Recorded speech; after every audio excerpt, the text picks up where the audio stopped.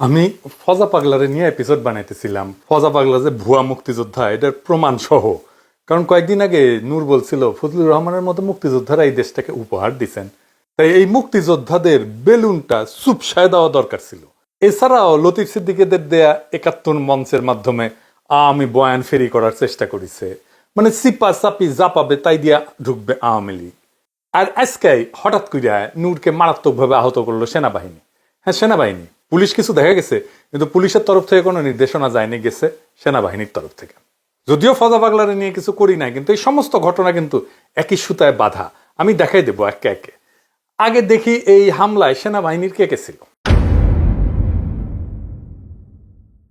আজকের হামলা হয়েছে লেফটেন্যান্ট কর্নেল রকিব, অধিনায়ক 18 ইস্ট বেঙ্গল, বর্তমানে জেলে থাকা আওয়ামী জেনারেল সালাউদ্দিন মিয়াজির ব্যক্তিগত স্টাফ ছিল, এবং এর সাথে ছিল লেফটেন্যান্ট কর্নেল আফজালুর রহমান। এই দুইজনের সরাসরি নেতৃত্বে এই হামলাটা হয়েছে। আর হামলার মূল হোতা, মানে যার কাছ থেকে পারমিশন এসেছে, সে হচ্ছে 9ম পদাতিক ডিভিশনের জিওসি মেজর জেনারেল আসাদ আর এক আওয়ামী লেসপেন্সার।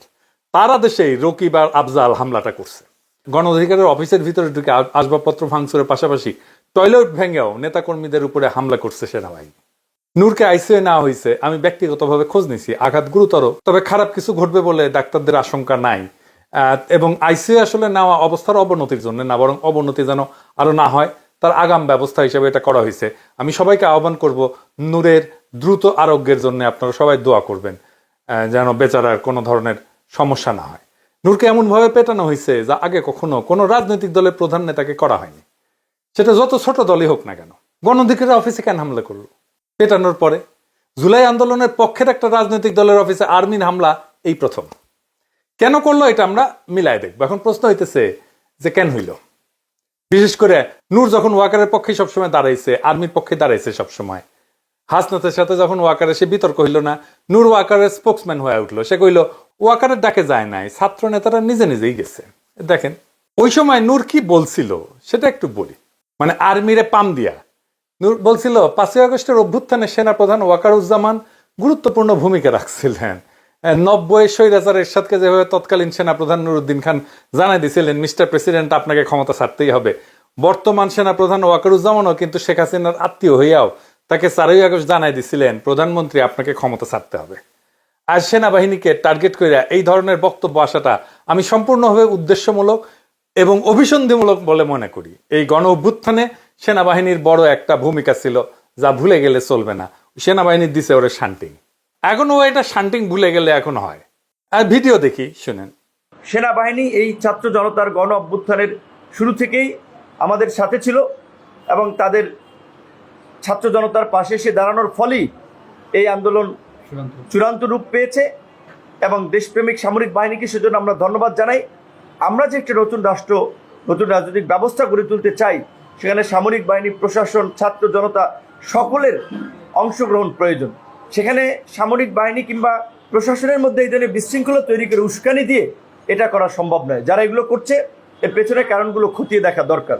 এমনকি এই মার খাওয়ার আগে, এই কিছুক্ষণ আগে, মার খাওয়ার কিছুক্ষণ আগে নূর কি বলছিল সেটা দেখি। আমাদের ভিডিও বানায় রাজনীতি খাইয়ে দেবে, এত আম্মকের দল, তারা ভিডিও বানায় আমাদের রাজনীতি খাইয়ে দেবে। আমাদের রাজনীতি এত সস্তা? হ্যাঁ, মির্জা ফখরুল সাহেবকে বানায় ভারতের দালাল, আমির খসরু মাহমুদ চৌধুরীকে বানায় ভারতের দালাল, রুমিন ফারহানাকে নিয়ে ভিডিও বানায়, সালাউদ্দিন সাহেবকে নিয়ে ভিডিও বানায়, জামাতের নায়েব আমির তাহের সাহেবকে নিয়ে ভিডিও বানায়, আমাদেরকে নিয়ে বানায়। তাহলে এই দেশে আর রইলটাকে বাকি?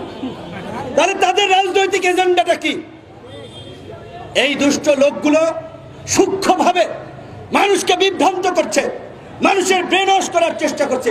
তারা অলিয়া উলিয়া দেখবেন মাঝে মাঝে ইসলামী লাইনে দু একটা কথা বলে, দু একজন হুজুর মাদ্রাসার ছাত্রদের পক্ষে ফেসবুকে স্ট্যাটাস দেয় তাদের ফেসবুক রিচটা, ভিউটা ঠিক রাখার জন্য। তারপরে ওই ভিডিও বানিয়ে সেদিন নাকি শুনেছি ওয়ালটনের কাছে পাঠিয়েছে। এই যে নতুন আরেকটা টাউট দোকান খুলেছে বাংলা এডিশন নামে, সে চালায় নিউ ইয়র্কে উবার, সে এখানে 1.5 কোটি টাকা খরচ করে আপনার লা মেরিডিয়ান হোটেল, লা মেরিডিয়ান 5 স্টারে বাংলা এডিশন নামে ধান্দাবাজির নতুন দোকান খুলেছে। জাতীয় পার্টিকে কিন্তু এখন পর্যন্ত নিষিদ্ধ করা ওইভাবে যায় নাই। কিছুক্ষণ আগে বন্দুকলা গাড়ি দেখেছেন না, এখান থেকে টহল দিয়ে গেছে, তারা ভেবেছে আপনারা যদি জাতীয় পার্টির কার্যালয়ের দিকে যাত্রা শুরু করেন সেই জন্য বন্দুকওয়ালার একটা টহল দিয়ে গেছে। তাহলে জাতীয় পার্টিকে বন্দুক দিয়ে পাহারা দেওয়া হচ্ছে। জিএম কাদেরের বাসা উত্তরা, এত জায়গায় মব হইল, ওইখানে তো কোনো মব হইল না। তো এই যে তারা মবের পালোয়ান, যারা মব বিভিন্ন জায়গায় ফাটাইলেন, ওইখানে কেন ফাটাইলেন না? আবার সিলেক্টিভ মব করছেন, ফায়দা নেওয়ার জন্য, ধান্দা নেওয়ার জন্য অনেক জায়গায় মব করা হচ্ছে। প্রকৃত অর্থে গতকালকে এই রিপোর্টার্স ইউনিটিতে কার্যত এই সমস্ত বিভিন্ন ব্যানারের মাধ্যমে আওয়ামী লীগকে ফেরানোর কিংবা আওয়ামী লীগকে প্রাসঙ্গিক করার যে একটা প্রক্রিয়া চলছে, সেখানে বাধা দিয়েছেন যৌক্তিক। দেখেছেন তো, মানে ও মব নিয়ে কথা বলতেছে। নূরের পলিটিক্যাল স্ট্যান্ড ছিল pro Waker, pro army, pro মুক্তিযুদ্ধ। কয়েকদিন আগে প্রফেসর ইউনূসের সরকারকে ব্যাকল সরকার বলছে। দেখেন এই এক বছরে এটা কি বলবেন? ব্যাককুল সরকার বলবেন, আহম্মক সরকার বলবেন? এক বছরে কোন জায়গায় নির্বাচিত প্রতিনিধি নেই। ইউনূসের কার্যালয়ে ঘেরায়ের হুঁশিয়ারি দিছিল নূর। ভাঙচং ভাওতাবাজি বাদ দিবেন। ডিসেম্বরের মধ্যে আহত পরিবারকে 8 লক্ষ টাকা এবং নিহত পরিবারকে 1 কোটি টাকা করে আপনারা যদি সহায়তা দিতে ব্যর্থ হন, জানুয়ারিতে আমরা প্রধান উপদেষ্টার কার্যালয় ঘেরাও করবো। আমরা তার মানে গণ অভ্যুত্থানের যে সরকার, সেটার বিরুদ্ধে আর্মির পক্ষে নূরের সবসময় অবস্থান ছিল, যেটা ইন্ডিয়া এবং আওয়ামী লীগের একটা কাঙ্ক্ষিত অবস্থান। এই সরকারকে মেরুদণ্ডহীন এবং দুর্বল বলছে। বলছে 11 মাসে নাকি তারা, মানে প্রেসিডেন্ট সরকার স্বপ্নকে দুঃস্বপ্নে পরিণত করছে। ডক্টর ইউনূসকে নিয়ে আমরা অনেক আশাবাদী হয়েছিলাম, অনেক স্বপ্ন দেখেছিলাম এবং স্বপ্নের বাংলাদেশ বিনির্মাণ করতে চেয়েছিলাম, কিন্তু 11 মাসে আমাদের স্বপ্ন দুঃস্বপ্নে পরিণত হয়েছে। এই কথা আরো 6 মাস আগেও বলছে, যখন মাত্র 5 মাস হয়েছে সরকারের ক্ষমতা নেওয়ার। দেখেন, শুনেন। 5 মাসেও সরকার এখন পর্যন্ত বিভিন্ন পরিস্থিতি নিয়ন্ত্রণে খুব দক্ষতার পরিচয় দিতে পারে নাই। আবার বলতেছে লেজে গবরে করে ফেলছে 10 মাসে। মানে সে বলতেই আছে, সে 5 মাস পর থেকে এই সমস্ত আলাপ দিতেই আছে। এমন কি এই সরকারকে পুনর্গঠনের দাবি জানাইছে নূর। বলছে যে এই অন্তর্বর্তীকালীন সরকার মানুষের আকাঙ্ক্ষা অনুযায়ী কাজ করতেছে না, বেশি অক্ষম হইলে ক্ষমতা ছেড়ে দিতেও বলছে। শোনেন, ডক্টর মোহাম্মদ ইউনূসকে বলবো, আপনি যদি কোনো সমস্যা বোধ করেন, আপনি যদি রাষ্ট্র পরিচালনায় কোনো চ্যালেঞ্জ বোধ করেন, সমস্ত রাজনৈতিক দলের শীর্ষ নেতৃবৃন্দকে আপনি ডাকেন, তাদের সাথে খোলামেলা আলোচনা করেন। আজকে আমরা সমস্ত রাজনৈতিক দল যদি এই সরকারকে সাপোর্ট না করি, সরকার টিকতে পারবে না। এমনকি এটাও বলছে অন্তর্বর্তী সরকারের ক্ষমতা হস্তান্তর শান্তিপূর্ণ হবে কিনা সেটা তার সন্দেহ আছে। তার মানে এরা মাইর খাবে। দেখলেন তো, মাইর খাওয়ার আগেও কথা বলছে মব নিয়ে, যে জিএম কাদেরের বাসার সামনে কেন মব হইল না। আবার শোনান এডিটর সাহেব।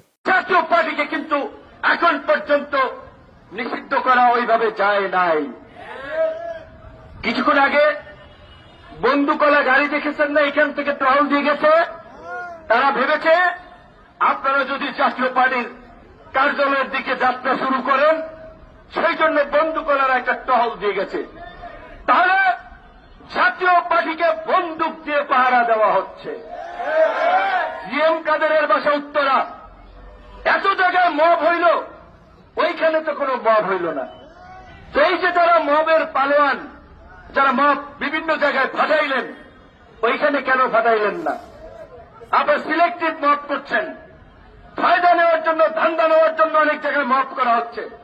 হাসিনার 2024-এর নির্বাচনের আগে এই নূর কিন্তু জাতীয় পার্টির অফিসে গিয়ে মিটিং করছে জাতীয় পার্টির সাথে। জি, কিন্তু কেন নূর জাতীয় পার্টি নিয়ে বিশেষ করে সোচ্চার হয়ে উঠলো, এটার কোনো ব্যাখ্যা কিন্তু আমি খুঁজে পাই নাই। একটা কারণ হইতেই পারে ব্যক্তিগতভাবে ওর সাথে কোনো সমস্যা আছে। আরেকটা কারণ হইতে পারে জাতীয় পার্টির নেতারা পয়সাওয়ালা মানুষ, তাদের সাথে টাকা পয়সার আবার কোনো লেনদেনের ব্যাপার আছে কিনা সেটা আমি জানি না। তো জাতীয় পার্টির সাথে দৃশ্যমান সমস্যা শুরু হয় 2024-এর নভেম্বরে রংপুর থেকে। নূরের পার্টির বিভিন্ন জায়গায় জাতীয় পার্টির অফিসে হামলা কিন্তু করছে নূরের দলের লোকেরাই। এইবার আসেন আমরা কয়েকটা ঘটনা মিলাই দেখি, হয়তো কিছু সূত্র আমরা পাবো। আসিফ নজরুল এই হামলার নিন্দা জানাইছে, প্রেস সচিব বলছে ন্যাক্কারজনক হামলা। তার মানে এইটা সরকারের ইচ্ছায় হয় নাই, সরকার জানেই না যে এমন একটা ঘটনা ঘটতে যাচ্ছে। এটা করছে ওয়াকার নিজে। ওয়াকার যেটা করবে এই পরিকল্পনাটা কি আর কাউকে জানাইছে? আমার অনুমান ওয়াকার এটা জামাত আর বিএনপিকে জানাইছে। কারণ জামাত আর বিএনপির বিবৃতিতে আর্মির কথাটা নাই। কেন নাই? তারেক রহমান মবের কথা বলছে এমন ভাবে যেন মব করতে গেছে নূরেরা। আর তারেক রহমানের ইংরেজিতে লেখা স্ট্যাটাসের বাংলা হইতেছে, আমি পড়ে শুনাইতেছি, বাংলা করে শুনাইতেছি। বিএনপি নুরুল হক নূরের উপরে হামলা এবং কাকরাইলে ঘটে যাওয়া সহিংস ঘটনার তীব্র নিন্দা জানাচ্ছে। কি কি ঘটছে সেটা কিন্তু বললো না। দেখছেন, আমরা গণতান্ত্রিক উত্তরণের একটা অত্যন্ত সূক্ষ্ম সময় রয়েছি, যার প্রথম ধাপ হলো জাতীয় নির্বাচন।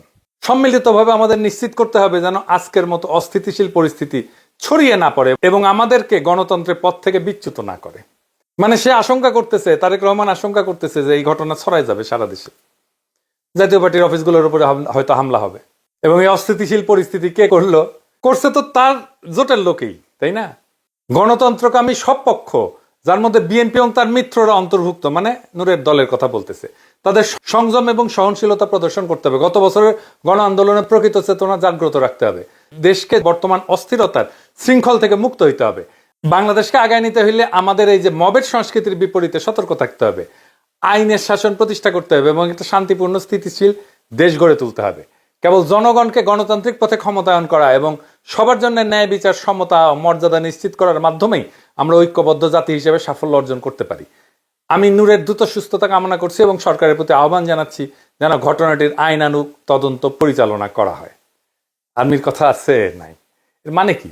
মানে মার খাইছো, ফাঁসি খেয়ে থাকো। জামাতও তাই, বলে নাই কে মারছে। দেখেন, অত্যন্ত দুঃখজনক হইলে সত্য যে আর্মির ভূমিকা ইচ্ছা করে এড়ায় যাওয়া হয়েছে। ভাসুর হয়তো আর্মি, তাই তার নাম মুখে আনে নাই। তবে জুলাইয়ের তারুণ্য এই বিপদটাকে সঠিকভাবে উপলব্ধি করতে পারছে। এই ইস্যুতে একযোগে কথা বলছে। ওয়াকার আসলে আজকে টেস্ট করছে আমাদের হ্যাডম কতটুকু। সে রিফাইন্ড আওয়ামী লীগ আনতে যদি না পারে, তাহলে জাপাকে দিয়েই সে তার কাজটা করবে। ঢাকা বিশ্ববিদ্যালয়ের ছাত্ররা এনসিপি তাৎক্ষণিক মিছিল বের করছে, রাজপথে আসছে, তাদেরকে অভিনন্দন জানাই। খুবই গুরুত্বপূর্ণ রাজনৈতিক কাজ তারা করছে। এবার দেখেন, একটা খুব ইন্টারেস্টিং জিনিস দেখাই। এইখানে বুঝে যাবেন যে কারা এর পিছনে। পন্দের আলোর নিউজ, খুব ইন্টারেস্টিং। ঘটনা ঘটছে সন্ধ্যায়। গণ অধিকার পরিষদের নেতা নুরুল হক নূরকে গুরুতর আহত করা হয়েছে, ভিডিও ছড়ায় পড়ছে সোশ্যাল মিডিয়ায়। আর প্রথম আলো রাত 11:09 রিপোর্টে নূরের নাম পর্যন্ত নাই। এইটা সে টাইমটা দেখায় দেন। পুরা রিপোর্টটা করছে পুলিশের বরাতে। কেন কেন এটা এড়ায় গেল প্রথম আলোর মতো পত্রিকা? এইবার কানেকশন গুলো ধরতে পারতেছেন? মানে পুরা গেমটা খেলছে ইন্ডিয়া। ফজা পাগলারে মাঠে নামানো, লতিফ সিদ্দিকীরা মাঠে নামালো, আনিস আলমগীরকে মাঠে নামালো, আব্দুল নূর তুষারকে মাঠে নামানো, পান্নাকে মাঠে নামানো, গুলিস্তানে আওয়ামী লীগের ঝটিকা মিছিল, এই সবই একই সূত্রে গাথা। নিঃশব্দে বাংলাদেশ আরাক 111-এর পর থেকে হাঁটতেছে। আজকে ওয়াকার বুঝাই দিছে প্রফেসর ইউনূসের সরকার সে তো দেনা। আর তার এটা বুঝাইতে নূরকে স্যাক্রিফাইস করতে হয়েছে। একজনকে পিটাইতে হইতো রাজনৈতিক নেতা, গুরুত্বপূর্ণ রাজনৈতিক নেতা সবাই চেনে কাকে? নূর। কারণ মনে করছে নূর এত ডিসক্রেডিটেড হয়েছে যে ওরে পিটাইলে জনগণ খুশি হবে। হয় নাই, উল্টা হয়েছে। উল্টা জনগণ নূরের পাশে দাঁড়াইছে। পিটায় ওয়াকার তার ক্ষমতা দেখাইলো যে আমি কি করতে পারি, আমার অ্যাডম দেখো। ইন্ডিয়ার বড় সাও আওয়ামী লীগকে নিষিদ্ধ করছো, ছোট সাও জাতীয় পার্টিরে কিছু বলবা না। কিন্তু বুঝতে পারে নাই এই আর্মিকে ব্যারাকে ফেরানোর দাবি উঠবে। প্রফেসর ইউনূসের উচিত দ্রুত আর্মিকে প্রত্যাহার করা, মাঠ থেকে সিভিল প্রশাসন দিয়ে আইন শৃঙ্খলা রক্ষা করা। যেখানে আর্মি যাচ্ছে সেখানে ঝামেলা করতেছে। এই জাতীয় পার্টির অপরাধ আর হাসানুল হক নূর অপরাধের মধ্যে কোনো তফাৎ আছে? নাই তো। জাতীয় পার্টির সকল শীর্ষ নেতাদের অবশ্যই গ্রেপ্তার করা উচিত। তারা অনেকেই হাসিনার মন্ত্রী ছিল। তো এখন আমাদের করণীয় কি? ইন্ডিয়ার রাজনৈতিক স্বার্থ রক্ষাকারী দল এবং শক্তিসমূহ যারা আওয়ামী লীগ, জাতীয় পার্টি, 14 দলভুক্ত সব কয়টা ফ্যাসিস্ট পার্টিকে নিষিদ্ধ করার উদ্যোগ গ্রহণ করতে হবে। গণ অভ্যুত্থানে নেতৃত্ব প্রদানকারী শক্তিসমূহ এবং পক্ষ অবলম্বনকারী রাজনৈতিক দলগুলোকে অতি দ্রুত একসাথে বসতে হবে। যেখানে বিএনপি, জামাত ইসলাম, এনসিপি সহ খুনি হাসিনা সরকারের উৎখাতের আন্দোলনের সহযোগী অন্য দলগুলোর ঐক্যবদ্ধভাবে ফ্যাসিবাদের দোসর এবং ইন্ডিয়ার এজেন্ট জাতীয় পার্টি এবং 14 দলকে নিষিদ্ধ করার কর্মসূচি দিতে হবে। আজকের এই হামলা কেবল নূরের মাথা ফাটানো না, নূরের গায়ে লাঠি পড়া না, এটা আমাদের গণস্বপ্নকে ভাঙার চেষ্টা। সেনাবাহিনী আর ভারত পুষ্ট দোসরেরা ভাবছে যে ভয় দেখায় ছাত্র জনতাকে চুপ করানো যাবে, কিন্তু তারা ভুল করছে। বাংলাদেশের মানুষ ভয় পায় না, ভয় করা ভুলে গেছে। ভয় পাওয়াইছে হাসিনা অনেক দিন, সেই ভয় ভেঙেই হাসিনাকে সে তাড়াইছে। জনগণ পিছু হটবে না, ইতিহাস কাউকে মাফ করে না। আওয়ামী লীগ, জাতীয় পার্টি, 14 দল যে যার রঙে রাঙায় নিজেদের বাঁচাইতে চাইতেছে, তারা সবাই 2024-এর জুলাই বিপ্লবের পরাজিত শক্তির দোসর। আজকে বাংলাদেশকে রক্ষা করতে হইলে এই দোসরদেরকে নিষিদ্ধ করতে হবে। সেনারা ব্যারাকে ফিরুক, আইন শৃঙ্খলা রক্ষা করবে জনগণের সরকার, সিভিল প্রশাসন জনগণের প্রশাসন। আমরা চাই ভারতের দালালি থেকে মুক্ত একটা স্বাধীন রাষ্ট্র, আত্মমর্যাদাশীল রাষ্ট্র। আজকে সকল গণতন্ত্রকামী শক্তিকে এক টেবিলে বসতে হবে। বিএনপি, জামাত, এনসিপি, ছাত্র সমাজ সবাই মিলে ঘোষণা দিতে হবে, আমরা ফ্যাসিবাদের শেষ চিহ্ন মুছে দেব। ফ্যাসিবাদের সহচর সকল রাজনৈতিক শক্তিকে আমরা বাংলাদেশের রাজনীতি করতে দেব না। আমরা ভারতের দালালি ভাঙবো। আমরা বাংলাদেশের ভবিষ্যৎ নতুন করে লিখব। যত আঘাত আসুক, যত ষড়যন্ত্র হোক, ইতিহাসের চাকা আর পেছনে ঘুরবে না। ইনকিলাব জিন্দাবাদ।